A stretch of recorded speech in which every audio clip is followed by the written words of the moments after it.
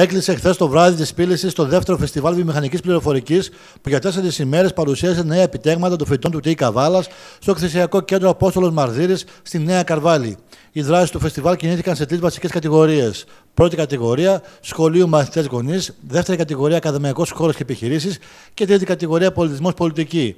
Τις 2 πρώτες μέρες, εκατοντάδες μαθητές λυκειών από όλη την περιφέρεια Ανατολικής Μακεδονίας και Θράκης επισκέφθηκαν το φεστιβάλ, βλέποντας από κοντά τις καινοτόμες εργασίες των φοιτητών. Τις 2 τελευταίες ημέρες διοργανώθηκαν ενδιαφέρουσες ημερίδες. Το Σαββάτο το απόγευμα πραγματοποιήθηκε μια σημαντική ημερίδα τεχνολογίας με τίτλο «Εφαρμογές ηλεκτρονικής μάθησης και διδασκαλίας στην εκπαίδευση», με διακεκριμένους ομιλητές. Εδώ μετράμε το πόσο μεγάλο είναι το αυτοκίνητο. Εφόσον είναι μεγάλο, όπως βλέπουμε εδώ πέρα, μας εμφανίζει στην οθόνη και σε ανάλογο λεντάκι. Αν είχαμε το μεσαίο το αυτοκίνητο και το βάζαμε για μέτρηση, θα μας έβγαλε και στην οθόνη και στο λεντάκι ότι το μέγεθός του είναι μεσαίο. Και αν ήταν μικρό το μέγεθός του, θα μας έβγαζε και στην οθόνη και στο λεντάκι ότι είναι μικρό. Έπειτα θα πάρουμε, έστω θέλει να περάσει το αυτοκίνητο το μεγάλο να πληθεί, βλέπουμε ότι το μέγεθός του είναι μεγάλο, βλέπουμε ότι υπάρχει νερό και σαπούνι στις δεξαμενές.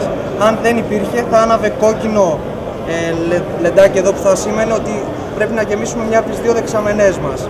Εφόσον θεωρούμε πως έχει νερό και σαπούνι, προχωράει το αυτοκίνητό μας, με το που ανεβαίνει στον ημάντα λειτουργεί αυτόματα και μετά όση ώρα προχωράει το αυτοκίνητο, ενεργοποιούνται αυτόματα διάφορες ενέργειες. Το ξέπλυμα, το στέγνομα,